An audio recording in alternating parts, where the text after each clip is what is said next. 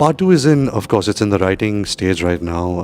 Part 1 was called Shiva, Part 2 is called Dev. We haven't really announced the cast yet. That's something very exciting also. कौन सी actress होगी जिसके साथ आप launch होना पसंद करेंगे या आपको एक्साइटिंग लगेगा?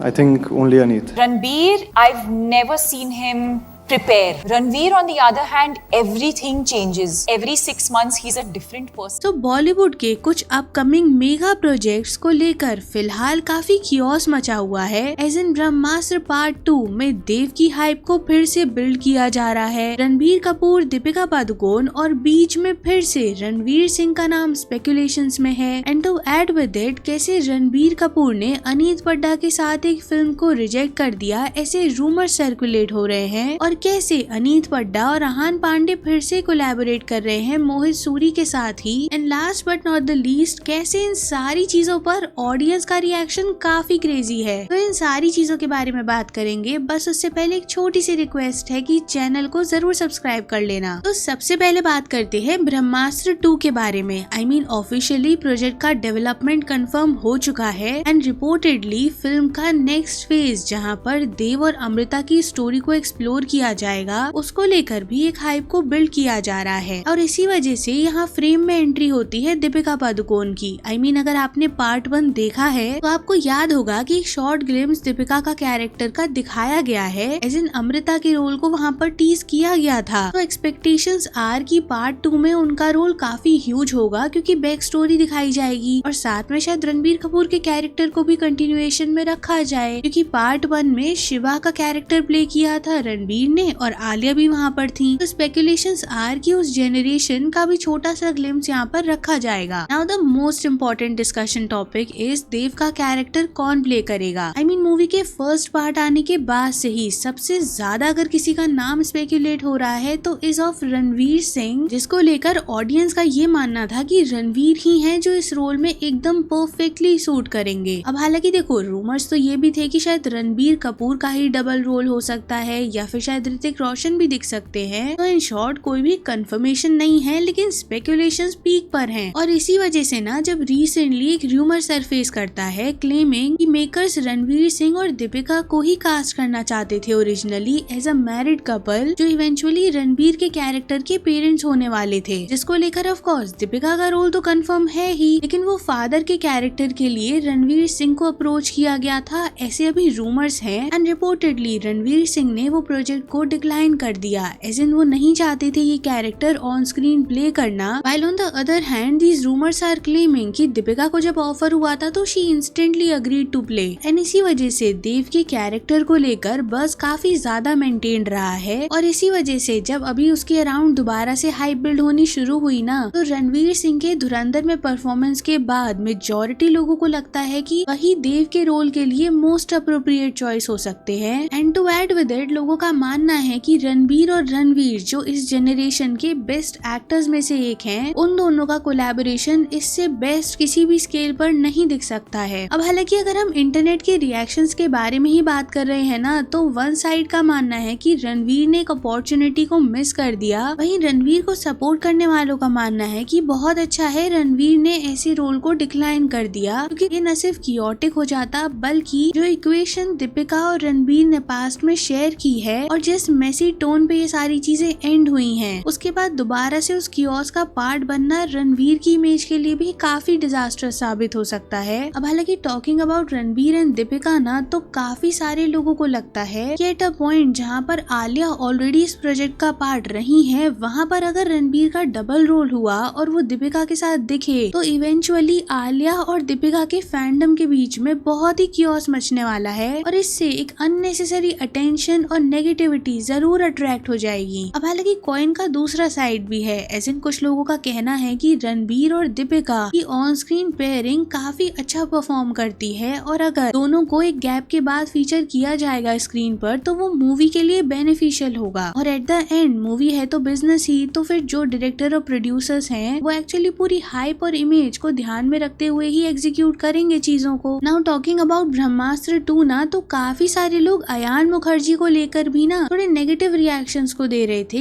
I mean, लोगों का ये मानना है कि पार्ट 1 जिस स्केल पर बनाने की बात हुई थी या जैसा शोकेस करने का ट्राई किया गया था वो था तो इम्प्रेसिव, लेकिन स्टोरी टेलिंग इतनी वीक थी कि चीजें डिलीवर हो ही नहीं पाई। And to add with it, लोग वॉर 2 का नाम भी मेंशन करते हुए कह रहे थे कि back to back 2 disasters performances देने के बाद अगर अयान मुखर्जी ने ब्रह्मास्त्र पार्ट 2 में चीजों को सही पेस पर डिलीवर नहीं किया या इमोशनली उन्हें स्ट्रॉन्ग नहीं बनाया तो वो भी डिजास्टर ही बनेगी। Now see talking about Deepika Padukone, तो कुछ रिपोर्ट्स ये क्लेम कर रहे हैं कि वो अपने रोल्स को केयरफुली चूज करने का ट्राई कर रही हैं एंड वो नहीं चाहती कि एक ही एक्टर के साथ रिपीटेडली वो कोलैबोरेट करती रहें और वो टाइप कास्ट हो जाएं। और इसको लेकर ना काफी सारे लोग SRK का नाम पॉइंट आउट कर रहे थे कि दीपिका की ज्यादातर जो हिट मूवीज रही हैं वो SRK के साथ ही रही हैं, तो हो सकता है कि दीपिका ब्रह्मास्त्र 2 की सक्सेस पर काफी ज्यादा लीन कर रही हैं, क्योंकि अगर वो वर्कआउट करता है तो उनका फैंटेसी जॉनर में काफी स्ट्रॉन्ग पोजीशनिंग हो सकती है। नाउ बात करते हैं रणबीर कपूर और अनीत पड्डा के अपकमिंग मूवी में फीचर होने वाले रूमर के बारे में। एज इन कुछ टाइम पहले एक मीडिया पेज ये बोलता है कि मोहित सूरी एक रोम-कॉम बनाने वाले हैं जहां पर उन्होंने अनीत पड्डा के अगेंस्ट रणबीर कपूर को अप्रोच करने का ट्राई किया गया था, लेकिन रणबीर कपूर ने डिक्लाइन कर दिया ये ऑफर। अब हालांकि मोहित सूरी ने खुद कंफर्म करके ये बताया कि ऐसा कुछ नहीं है और ये सब सिर्फ रूमर्स ही हैं, जिसके बाद लोगों के थोड़े डिवाइडेड ओपिनियंस आए। आई मीन, एक सेक्शन को ऐसा लग रहा था कि अगर ये सब कास्टिंग वगैरह चल भी रही होगी या रिजेक्ट किया भी होगा तो क्यों ही कोई आकर मीडिया में एक्सेप्ट करेगा। वहीं अनदर सेक्शन का ये मानना था कि ये बहुत ही ट्रैश रूमर है, क्योंकि जो रणबीर और अनीत का एज गैप है उसके बाद ऐसी मूवी में फीचर होना अपने आप में ही एक तो सबसे प्रॉब्लमैटिक आइडिया है। दूसरा, रणबीर की अपकमिंग इतनी ह्यूज मूवीज लाइंड अप हैं, तो वो क्यों ही चाहेंगे एक ऐसी मूवी का पार्ट बनना जो अननेसेसरी अटेंशन को ड्रॉ करेगा उनके टुवर्ड्स और उनको इवेंचुअली हेट ही और क्रिटिसाइज ही किया जाएगा। नाउ टॉकिंग अबाउट अनीत ना, तो एक कंफर्म न्यूज जरूर आई है उनके एंड आहान के कोलैबोरेशन को लेकर। आई मीन, फिल्म सैयारा के इतना हिट होने के बाद आहान पांडे एंड अनीत पड्डा को जो एक साथ शिप किया जाता है, दोनों की फैन फॉलोइंग है, उसको शायद अभी दोबारा से यूज किया जाने वाला है, क्योंकि मोहित सूरी डायरेक्टेड एक अपकमिंग मूवी आने वाली है जो YRF ही प्रोड्यूस करने वाला है, featuring Ahaan Pandey and Aneet पड्डा, और बनने वाली है एक इंटेंस लव स्टोरी जो 2027 तक आ जाएगी स्क्रीन्स पर। अब हालांकि इम्पोर्टेंट पॉइंट ये है कि इसका टाइटल सैयारा 2 नहीं होने वाला है, बट फिर भी लोगों का ये मानना है कि एग्जैक्ट सैयारा वाला टेम्पलेट ही कॉपी करने की कोशिश हो रही है, एंड बिकॉज ऑफ विच काफी डिवाइडेड ओपिनियंस हैं लोगों के। आई मीन, आहान और अनीत को शिप करने वालों का तो क्लियरली ये मानना है कि दोनों की ऑन स्क्रीन पेयरिंग काफी अच्छी थी, और अगर सैयारा इतना हिट हुई है तो क्या पता उनके फर्दर कोलैबोरेशंस भी ऐसे ही टर्न आउट हों। While there was another section of people जिनका ये मानना है कि सेम फॉर्मूला को रिपीट करना बॉलीवुड की काफी पुरानी आदत है। ऑन स्क्रीन पेयर हिट हो जाए तो उसको रिपीट करना हो, या फिर कोई फिल्म का टेम्पलेट वर्क कर जाए तो उसे रिपीट करना हो। लेकिन अभी इस केस में ना लोगों को ऐसा लगता है कि आहान और अनीत ने जो सक्सेस अचीव की थी अपनी फर्स्ट फिल्म से, ऐसा ना हो जाए कि वही टेम्पलेट रिपीट करने के चक्कर में वो सब नेगेटिविटी में चेंज हो जाए। अब हालांकि इसे काउंटर करते हुए आहान और अनीत के फैंस का मानना है कि जब तक फिल्म का ट्रेलर नहीं आता तब तक कोई भी ओपिनियन जनरेट करना सही नहीं रहेगा। बाकी तो इन सारी चीजों पर आपका क्या ओपिनियन है कमेंट बॉक्स में जरूर बताना, and don't forget to like and share the video, subscribe to the channel, and thanks for watching.